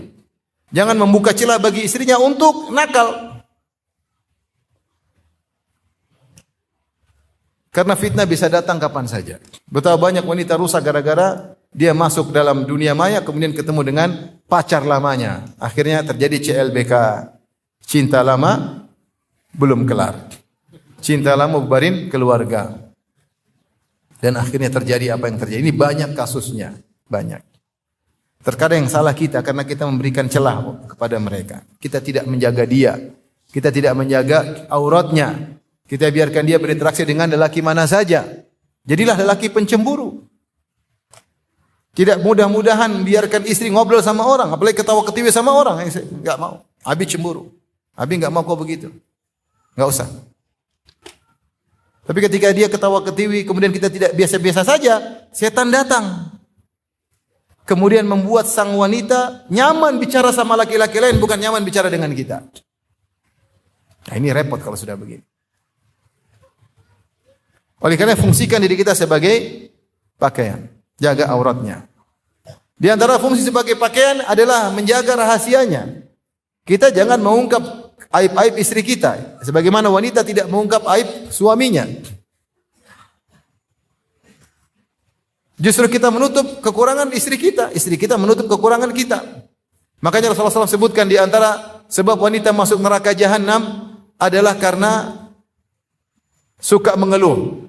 Kata Rasulullah SAW, ya ma'syaran nisa tasaddaqna, wahai para wanita bersedekahlah kalian, fa innakunna aktsaru hatabi jahannam, karena kalian banyak penghuni neraka jahanam. Ada yang bertanya, lima ya Rasulullah, kenapa kami banyak penghuni neraka jahanam? Kata Rasulullah, li anna kunna takfurnal ashir, kalian tidak pandai bersyukur kepada suami, sering kufur, tidak tahu terima kasih sama suami. Wa tukthirna la'nah, kalian suka mengumpat, wa tukthirna syaka, kalian suka mengeluh. Di antaranya mengeluh kepada suami, di antaranya mengeluhkan suami kepada orang lain. Kemana-mana cerita suami saya begini, suami saya begini, suami saya begini. Membuka aib suami. Kalau ada masalah boleh kita diskusi, tapi orang tertentu yang menurut kita bisa memberikan faedah, memberikan solusi. Adapun kemana-mana suami saya, suami saya, suami saya, suami saya. Aib suami terbongkar. Ini bukan pakaian bagi pasangan. Bukan pakaian bagi pasangan. Di antara bentuk pasangan, pakaian bagi pasangan tadi menutup rahasia istri. Makanya Rasulullah menyebutkan di antara dosa besar orang yang paling buruk kedudukannya di hari kiamat di sisi Allah Subhanahu wa taala adalah rajulu yufdi ila imra'ah wa imra'ah tufdi ila ar-rajul, seorang mendatangi istri, istri mendatangi suami atau didatangi suami, kemudian dia cerita kepada orang lain tentang hubungan intimnya. Saya datangi istri saya begini, istrinya cerita, suami saya kalau berhubungan intim begini, ini dosa besar. Dosa besar. Nggak boleh. Ini namanya membongkar rahasia pasangan. Maka berusahalah seorang berfungsi menjadi pakaian yang Allah sebutkan dalam Al-Quran. Taib. Kita lanjutkan.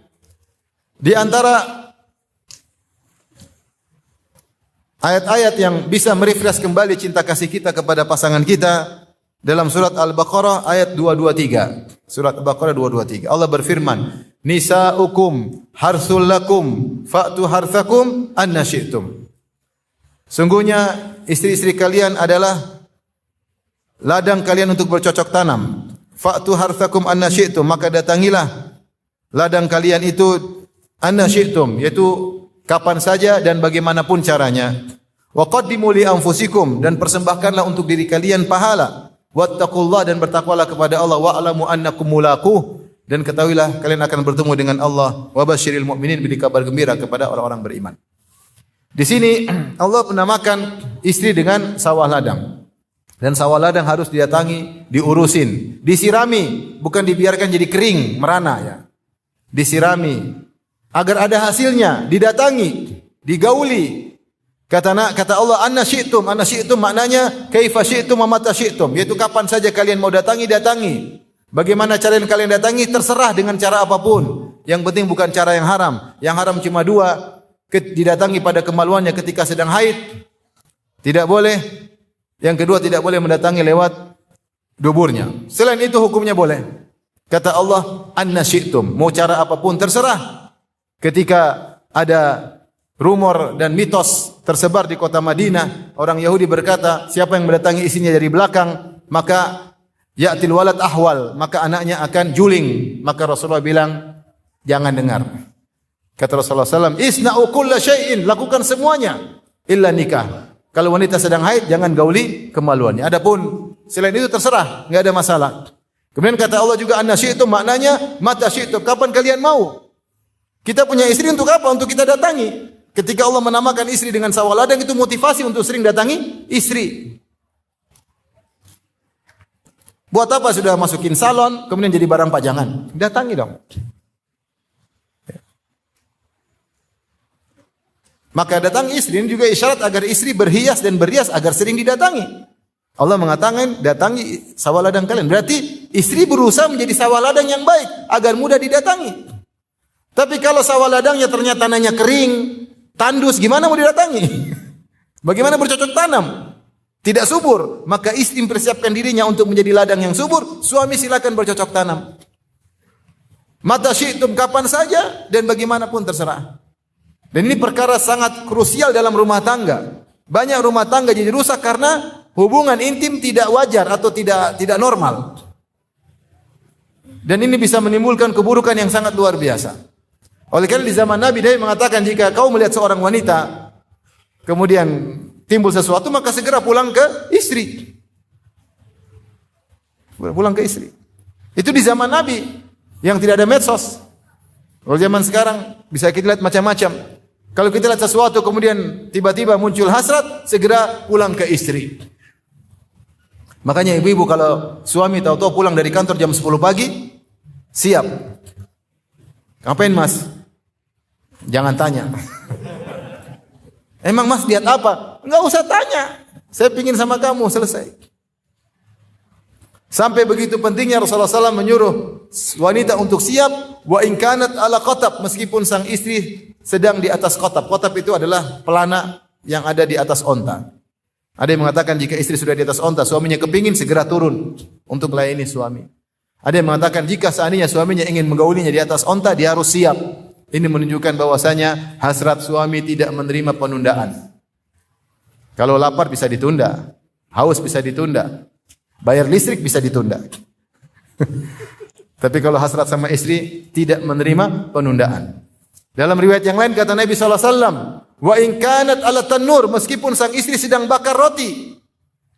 Kalau suaminya panggil, maka dia harus tinggalkan rotinya meskipun hangus. Mubazir dia mubazir, tapi ada yang lebih berbahaya kalau dia tidak tinggalkan roti tersebut. Suaminya gelisah. Dan ini diantara sumber permasalahan rumah tangga ketika istri tidak mau melayani apa? Suami. Sekarang saling membantu. Istri berusaha menjadi sawah ladang yang subur, suami mendatangi sawah ladang tersebut. Dan di balik itu ada pahala. Makanya setelah Allah menyebutkan nisa'ukum harthul lakum fa'tu harthakum anna syi'tum, istri kalian sawah ladang, datangilah kapan saja kalian mau, bagaimanapun kalian mau. Kata Allah setelah itu, wa qaddimu li anfusikum, persembahkanlah pahala buat diri kalian. Berarti apa? Mendatangi istri berpahala. Sampai Rasulullah SAW berkata, wa fi buti ahadikum sadaqah, kalian mendatangi istri kalian sedekah. Tapi para ahli tafsir membahas bagaimana seorang suami dapat pahala dalam ketika menggauli istrinya. Banyak cara, innamal a'malu binniyat, tergantung niat. Di antaranya dia niatkan agar menyalurkan hasratnya pada yang halal, dia dapat pahala. Ketika Rasulullah mengatakan menggauli istri berpahala, sahabat bertanya, kok ada pahala ya Rasulullah? Kata Rasulullah, ara'aitum law wada'a fil harami akana alaihi wizran? Bagaimana menurut kalian kalau seorang meletakkan maninya di wanita yang haram, zina, dapat dosa enggak? Kata sahabat, tentu dapat dosa. Kata Rasulullah, demikian kalau dia letakkan di tempat yang halal, dia dapat pahala. Maka jika seorang menggauli istrinya dengan niat agar menyalurkan hasratnya di tempat yang mubah, yang halal, bersenang-senang yang halal, dapat pahala. Ini yang dihalalkan oleh Allah Subhanahu wa taala. Bukankah Rasulullah SAW berdoa, Allahumma kfini bihalalika an haramika. Ya Allah, cukupkanlah aku dengan yang halal agar aku tidak butuh yang haram. Kalau seorang menggauli istrinya agar menundukkan pandangannya, dapat pahala. Fitnah di luar sana, dengan menggauli istri dapat pahala. Makanya di antara sunnah seseorang yang sudah bersuami, ketika hendak salat Jumat, dia menggauli istrinya sebelum salat Jumat. Man bakkara wabtakara wa man ghassala waqtasala wa bakkara wabtakara. Thumma dana ilal imam wa ansata wastama'a. Kata Nabi SAW, jika seorang di hari Jumat pagi hari menggauli istrinya sehingga dia wajib mandi Jumat, mandi wajib, dan istrinya pun jadi wajib mandi wajib karena digauli. Kemudian dia segera menuju masjid, kemudian dia dekat dengan imam, kemudian dia mendengar khutbah, maka kana lahu bi kulli khutwatin yakhtuha, setiap langkah yang dia lakukan menuju masjid dapat pahala setahun, pahala puasa dan pahala solat malam. Para ulama membahas tentang hadis ini. Kenapa lelaki ini dapat pahala yang banyak dengan syarat menggauli istrinya di pagi hari? agar ketika dia jalan ke masjid dia tidak tergoda dengan wanita karena hasratnya sudah dia salurkan sehingga dia bisa fokus apa? Ibadah. Maka jika seorang menggauli istrinya dengan niat agar dapat pahala karena dia bisa menyalurkan hasratnya pada hal yang mubah, maka dia dapat pahala.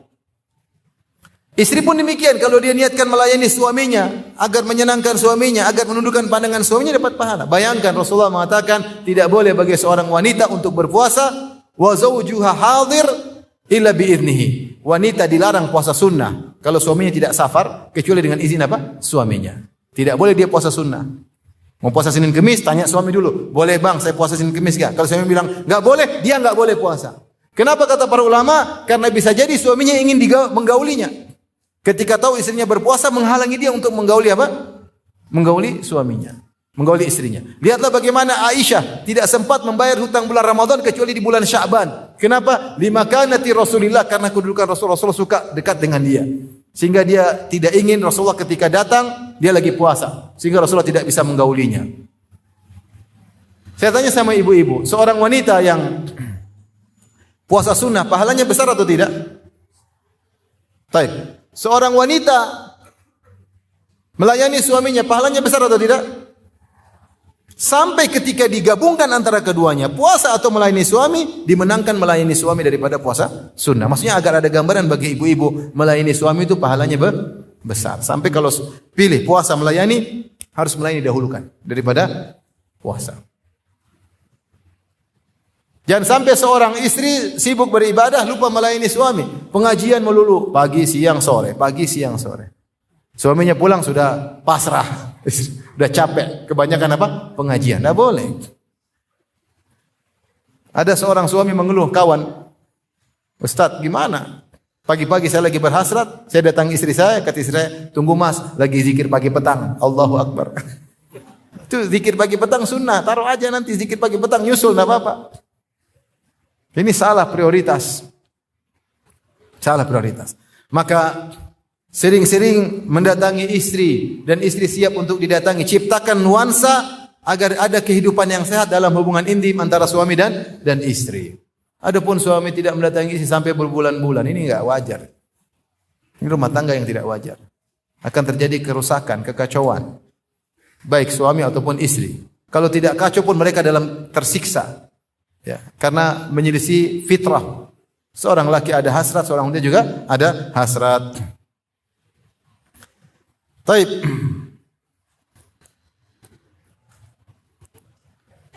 Kita lanjutkan ayat berikutnya pada surat Al-Baqarah 237. Surat Al-Baqarah 237. Allah berfirman dalam surat Al-Baqarah 237, wa in talaqtumuhunna min qabli an tamassuhunna wa qad faradtum lahunna fariidha fanisfu ma faradtum illa ay ya'funa aw ya'fu alladhi bi yadihi uqdatun nikah wa an ta'fu aqrabu littaqwa wa la tansawul fadla bainakum innallaha bima ta'maluna basir. Kata Allah, jika kalian menceraikan istri-istri kalian sebelum kalian gauli, sementara waktu akad nikah kalian sudah menentukan nominal mahar, maka serahkanlah setengah mahar tersebut, kecuali sang wanita menolak, tidak usah, atau kalian yang menyerahkan secara sempurna mahar tersebut. Ya. Wa anta'fu aqrabu littaqwa, siapa yang lebih mengalah itu lebih baik lebih dekat kepada ketakwaan.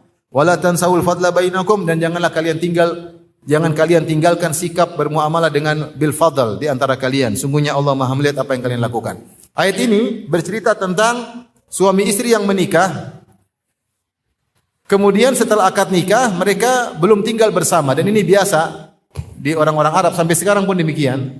Jadi akad nikah sekarang mungkin tinggal serumah berapa bulan lagi. Ini dilakukan oleh Nabi SAW. Nabi menikah dengan Aisyah ketika Aisyah umur 6 tahun. Akadnya. Baru tinggal serumah kapan? Ketika Aisyah berumur 9 tahun. Jadi jarak antara akad dengan tinggal serumah 3 tahun. Dan di Arab sampai sekarang masih banyak yang begitu. Antara akad dengan tinggal serumah ada jarak. Nah ketika terjadi jarak tersebut terkadang terjadi perceraian. Kalau kita di tanah air biasanya enggak ya. Kita akadnya siang, malamnya langsung malam pertama. Atau akadnya pagi terus siang pertama, bukan malam pertama. Jadi cepat. Express. Satset. Apa namanya? Baik. ketika terjadi perceraian, padahal sudah akad nikah dan sudah sebut nominal, misalnya 100 juta mahar. Maka Allah punya kasih aturan, kalau kalian belum menggauli mereka, kalau sudah menggauli sudah, mahar harus serahkan semuanya. Kalau ternyata mahar belum diserahkan dan belum digauli, kata Allah, fanisfu ma faradtum, maka serahkan setengah aja, 50 juta. Kenapa? Wanita sudah rugi. Dia sudah diboking, sudah nikahi, enggak ada yang bisa nikahi dia selama berbulan-bulan. Maka kasih ganti rugi berapa? 50%, 50 juta. Kecuali sang wanita bilang, enggak usah. Illa ya'fun, enggak usah. Saya pun belum diapa-apain. Saya masih grace dan masih ada bandrolnya, udah enggak ada, silakan. Ya. Masih enggak perlu, saya enggak perlu. Saya masih enggak diapa-apain. Saya enggak usah. Atau sebaliknya, au ya'fu alladhi bi yadihi uqdatun nikah, atau sebaliknya sang lelaki yang mengalah, dia bilang enggak, ambil aja 100 juta, enggak apa-apa. Saya enggak mau 50, saya kasih 100. Kenapa? Enggak apa, ambil. Bukan 50 dia kasih 100%. Kata Allah, wa anta afu aqrabu littaqwa. Siapa di antara yang paling berdua yang memaafkan itu yang lebih baik. Jadi Allah memacu wanita yang mengalah atau lelaki yang kasih 100%. Setelah itu Allah berfirman, wala tansaul fadla bainakum. Janganlah kalian meninggalkan sikap muamalah bil fadl di antara kalian. Muamalah bil fadl yaitu apa? Melakukan muamalah yang terbaik daripada sikap orang kepada kita. Sikap orang kepada kita. Misalnya kalau ada orang memberi kita hadiah dengan nilai 100.000, kita kasih dengan hadiah 300.000. Itu namanya bil fadl. Muamalah ada 3. Bil fadl yaitu bermuamalah lebih baik daripada muamalah kawan sama kita. Bil adl yaitu sama, dia kasih 100.000, kita kasih 100.000. Bizulm yaitu kita zalimi dia. 3 muamalah. Allah suruh yang pertama antara suami istri. Kisah ini terjadi kepada 2 suami istri yang sudah menikah namun belum berumah tangga. Itu pun Allah suruh mereka untuk bermuamalah bil fadl. Bermuamalah mana yang terbaik. Sehingga sang wanita disuruh kalau bisa tidak usah terima mahar. Memaafkan. Padahal aturannya dikasih 50%. Dan kalau bisa lelaki malah sebaliknya kasih 100%. Padahal aturannya hanya kasih 50%. Itu namanya muamalah bil fadl. Padahal keduanya tidak pernah mendapatkan kebaikan lawannya. Sang laki-laki belum merasakan kebaikan sang istri juga belum merasakan kebaikan suami. Allah suruh bermuamalah bil fadl. Padahal mereka belum menjalankan kehidupan rumah tangga. Maka lebih utama kita yang sudah berumah tangga. Maka ketika kita bermuamalah dengan istri kita berusaha bermuamalah bil fadl. Kita tidak menunggu dia baik baru kita baik. Kalau bisa kita selalu mendahului kebaikan dengan kebaikan. Jangan tunggu dia senyum baru kita senyum dulu. Jangan tunggu dia candai, kita candain dulu. Jangan tunggu dia minta beli emas, kita belikan dulu kalau punya uang. Jangan tunggu dia nangis-nangis, abi jalan-jalan, kita jalan-jalan kemana nih? Kita berusaha mendahului dengan kebaikan. Karena Allah. Kalau muamalah tu bil adl, dia baik baru saya baik. Dia senyum baru saya senyum. Rumah tangga enggak begitu. Rumah tangga kita berlomba untuk mendahului kebaikan kepada pasangan kita. Istri kepada suami atau suami kepada istri. Istri jangan nunggu suami minta dibukain sepatu, langsung bukain sepatu suami. Istri jangan nunggu suami, ayo ke kamar, langsung ngerayu suami. Kadang-kadang suami gengsi ngajak-ngajak, terlalu banyak mukadimah. Istri harus ngerti. Melakukan kebaikan, mendahului kebaikan. Suami ke istri atau istri ke suami. Bagaimana caranya? Karena kita mencari ridha Allah. Karena kita tahu kehidupan rumah tangga ladang pahala. Ya akhi, kita bertahun-tahun dalam kehidupan rumah tangga. Kalau tidak ada argo pahala jalan, kita rugi. Rugi hidup ini. Tapi kalau kita nyaman sama istri kita baik setiap detik, insya Allah pahala. Ngurus istri, ngurus anak, ngurus istri, ngurus anak. Mikirin istri, mikirin anak. Rindu istri, rindu anak. Pahala. Sampai Ibnu Qayyim menyebutkan tentang kerinduan yang berpahala. Di antara kerinduan berpahala, rindu kepada istri sendiri. Bukan rindu sama istri orang. Di antara berpahala, istri rindu kepada suami sendiri, bukan rindu kepada suami orang. Rindu berpahala. Kita ingin hidup rumah tangga kita berpahala. Maka di antaranya adalah al-mu'amalatu bil fadl, berusaha mendahului kebaikan kepada pasangan kita. Ini jadikan ini sebagai landasan kehidupan berumah tangga. Istri mikir apa yang bisa suami senang. Kalau suami pulang saya mau ngapain? Dipikirin sejak sekarang. Telepon. Punya inisiatif. Mas, mau makan apa mas? Apa aja deh yang ada. Yang ada di dapur apa? Cuma tempe sama ikan asin. Ya udah. Mas nggak mau daging? Mau sih, cuma duit nggak ada. Ya udah. Maksud saya inisiatif. Istri inisiatif, begitu suami datang, mandi dulu sebelum suami datang, kemudian sambut, senyum, pakai spidol sebelum ketemu suami. Iya, inisiatif. Datang langsung sambut, cium tangannya, buka bajunya, buka sepatunya. Begitu istri yang baik. Suaminya sudah datang capek-capek duduk, kakinya sudah goyang-goyang. Enggak dibukain juga sepatunya. Buka sendiri, kasihan. Kasihan. Inisiatif, lihat Aisyah radhiyallahu anha, kuntu utayyiban Nabi sallallahu alaihi wasallam, aku kasih minyak wangi ke Nabi sallallahu alaihi wasallam. Aisyah inisiatif, Rasulullah mau kemana? Siapin minyak wangi. Itu istri yang benar. Inovatif. Ini suami sudah begini-begini, istrinya diam aja, akhirnya semprot sendiri, kasihan. Seret-seret. Istri fungsinya apa? Fungsinya apa? Masukin salon buat apa? Suruh nonton kita pakai parfum sendiri. Inisiatif, ambil parfum. Dulu Aisyah mengatakan, wa urajjiluhu, aku menyisir rambut Nabi. Aisyah nyisir rambut Nabi. Kasihan, ikhwan rambut panjang nyisir sendiri. Cari kutu sendiri, kasihan. Harusnya istri yang sisirin, istri yang ambil kutunya, istri yang... Allah, hidup kita ini jadi hambar. Kenapa? Karena kita tidak menjalankan sunnah Nabi sallallahu alaihi wasallam. Ibu-ibu sedikit-sedikit, bibi siapkan makanan bapak, bibi siapkan baju bapak. Bibinya siap. Bibi soleha. Bukan istri soleha. Bibi apa? Soleha. Bibinya 4, bibi 1 soleha, bibi kedua soleha, bibi ketiga soleha, bibi keempat soleha. Istri cuma 1, enggak soleha. Tapi maksud saya saling mendahului dalam kebaikan. Harus lihat situasi apa yang menyenangkan istri. Dipikir, kalau kita enggak mikir, enggak menyengaja mikir, enggak bisa, enggak ada ide. Tapi kalau kita mikirin ada ide. Kenapa kita mau mikirin? Karena Allah Subhanahu wa taala mikir. Apa yang menyenangkan istri saya? Ada ide. Kadang istri malu mengungkapkan, kita yang mengungkapkan. Kita yang mengungkapkan. Baik, ini namanya al-mu'amalatu bil fadl. Jangan bilang, lu gitu sih maka gua gini. Ya, enggak bisa begitu. Enggak bisa begitu. Hidup kayak apa begitu rumah tangga. Baik. Ayat terakhir dalam surat An-Nisa ayat 19. Allah berfirman, ya ayyuhalladzina amanu la yahillakum an tarithun nisaa karha wa la ta'dhuluhunna litathawi ba'dhi ma ataitumuhunna illa an ya'tina fahishatin bayyinah. Kata Allah, wa ashiruhunna bil ma'ruf wa in karihtumuhunna fa asa an taku syai'an wa yaj'allahu fi khairan katsira. Kata Allah, pergaulilah istri kalian dengan cara yang baik. Fa in karihtumuhunna, kalau kalian benci kepada istri kalian, fa asa an takrahu syai'an, bisa jadi kau benci sesuatu, wa yaj'allahu fi khairan katsira, dan Allah menghendaki kebaikan di balik kebencian kalian tersebut. Ini senjata pamungkas terakhir bagi sebagian suami yang diuji dengan istri yang mungkin kurang menyenangkan dalam sebagian sisi. Allah mengatakan wa ashiruhunna bil ma'ruf. Pergaulilah istri kalian dengan cara yang baik. Artinya kalian menggauli istri kalian dengan cara yang baik, perintah Allah. Perintah Allah, bukan ingin dipuji oleh istri, bukan ingin diakui oleh teman-teman.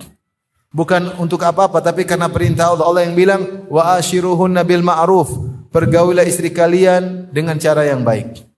Fa in karihtumuhunna, meskipun kalian benci kepada mereka, fa asa an takrahu syai'an, bisa jadi kalian benci sesuatu, wa yaj'allahu fi khairan katsira. Ternyata Allah jadikan di balik sesuatu yang kalian benci tersebut kebaikan yang banyak. Ayat ini kalau kita baca buku tafsir sering disebutkan tentang sebab anak soleh. Seorang yang sabar dengan keburukan istrinya, bisa jadi Allah anugerahkan anak soleh di balik keburukan istrinya. Kalau dia tidak bersabar, mungkin dia ceraikan istrinya, maka tidak muncul anak soleh tersebut. Tapi ketika dia sabar, maka muncullah anak soleh. Mungkin dengan dia sabar, anaknya lihat betapa sabar ayahnya terhadap ibunya. Maka anaknya menghormati ayahnya. Maka anaknya sayang kepada ayahnya. Bagaimana ayah saya begitu sabar kepada ibu saya. Jadilah anak dia anak yang soleh.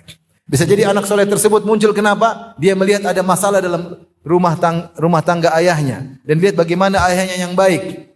sehingga dia menjadi anak yang peka terhadap masalah rumah tangga. Dia tidak menjadi anak yang happy-happy, foya-foya di luar karena dia tahu ayahnya menghadapi permasalahan rumah tangga. Kita enggak tahu. Kita enggak tahu. Paling tidak kalau istri kita enggak beres, kita sabar, tiap hari kita dapat pahala banyak, pahala sabar. Paling tidak. Kita melatih diri bagaimana cara bersabar yang benar. Kita melatih diri bagaimana problematika yang besar kita anggap normalisasi, biasa aja. Tiap hari kita sudah begitu. Dan pahala jalan terus. Pahala jalan terus. Makanya disebut tentang kalau tidak salah biografi Imran bin Hattan dengan istrinya. Imran bin Hattan adalah seorang tadinya sunnah kemudian berubah jadi khawarij. Karena dia terfitnah dengan seorang wanita cantik. Ada seorang wanita cantik memiliki pemikiran khawarij. Terus dia nikahi, kata dia saya ingin dakwahi wanita ini supaya masuk ke sunnah. Ternyata malah dia yang terpengaruh. Wanita ini cantik sementara dia wajahnya pas-pasan. Maka wanita ini berkata, sungguhnya aku dan engkau masuk surga. Kok bisa? Karena engkau bersyukur dapat saya dan saya bersabar dapat kamu. Jadi yang bersyukur bersama surga. Mau saya? Ikhwan. Bukan berarti kita enggak boleh milih. Kalau istri kita bermasalah, kita boleh ceraikan, boleh. Makanya Allah mengatakan setelah itu wa in artu mustibdala makana zauji. Kalau kau ingin ganti, ingin cerai enggak ada masalah. Tapi ada Allah kasih pilihan. Pilihan yang paling utama bersabar. Sabar terhadap istri, nasihati istri, argo pahala berjalan. Bisa jadi Allah berikan kebaikan di balik itu, di antaranya anak soleh, di antaranya pahala-pahala yang lain yang mungkin kalau tidak demikian kita tidak mendapatkannya. Allah yang Maha tahu. Makanya Allah mengatakan, wa in karihtumuhunna, kalau kalian benci mereka, bisa jadi di balik kebencian tersebut Allah berikan banyak pahala. Ini tasliyah hiburan bagi para lelaki yang mungkin mendapati sebagian istrinya yang tidak menyenangkan. Kemudian Nabi juga memberitahukan, la yafraq mu'minun mu'minah in kariha minha khuluqan radiya minha akhar. Janganlah seorang laki mukmin membenci istrinya yang mukminah. Kalau ada perangai yang dia tidak suka, dia pikir perangai yang lain pasti ada yang dia sukai. Jangan lihat sisi keburukan saja, lihat kebaikan-kebaikan, jasanya, perjuangannya, pengorbanannya dalam hidup ini. Kita hidup rumah tangga banyak pengorbanan, banyak perjuangan, kita renungkan hal tersebut. Berusaha mempertahankan kecuali memang sudah tidak bisa lagi mau diapain? Kalau harus cerai enggak ada masalah. Terjadi perceraian pada orang-orang yang lebih alim daripada kita. Ya, tetapi kalau bisa bertahan dengan penuh kesabaran, dengan melihat banyak maslahat yang perlu dipertimbangkan, pertahankan. Ya, karena kita mencari ridha Allah, hidup cuma sebentar. Dan di antaranya di antara faedah kalau istri kita punya kekurangan, kita rindu dengan surga. Karena kita tahu istri yang sempurna hanya di mana di surga. Adapun di dunia enggak ada istri yang sempurna. Enggak ada hampir enggak ada istri yang tidak ngomel. Semua istri pasti apa ngomel. Kecuali istrinya AI enggak ngomel. Kalau istrinya manusia ngomel, oh benar, kamu istri yang benar berarti. Kalau istri enggak ngomel, AI ya, benar. Maksud saya, agar kita tahu bahwasanya di sini ada kehidupan yang sempurna di akhirat, ada bidadari yang menanti. Dan kita berharap istri kita juga jadi bidadari di sana. Kalau istri kita jadi bidadari, dia udah enggak ngomel lagi. Dia ngomel cuma di dunia aja, agar kita tambah pahala. Oleh karenanya, ini hiburan bagi kita kalau ternyata dapati istri yang mungkin punya kekurangan, ingat-ingat kebaikannya dan bersabar dengan kekurangannya. Inilah wasiat Nabi SAW. Khuliqatil mar'atu min dhila wa inna a'waja syai'in fi dhila a'lahu. Sungguhnya wanita diciptakan dari tulang rusuk. Rasul ingatkan kita para laki. Dan tulang rusuk pasti bengkok. Dan yang paling bengkok dari tulang rusuk bagian atas, ada yang mengatakan lisannya. Maka siap-siap untuk menikmati tulang rusuk yang bengkok. Jangan kau bermimpi punya tulang rusuk yang lurus. Lurus bukan tulang rusuk. Ya. Tulang rusuk pasti bengkok. Maka jalani kehidupan rumah tangga, nikmati dengan kekurangan yang ada. Dan pahala siap mengalir kepada kita dengan kesabaran tersebut. Wallahu ta'ala alam bisawab. Ini yang saya sampaikan para hadirin hadirat. Semoga setelah pengajian ini kita lebih sayang kepada istri, istri lebih nurut kepada suami, sehingga rumah tangga kita jalani dengan penuh kebahagiaan di dunia.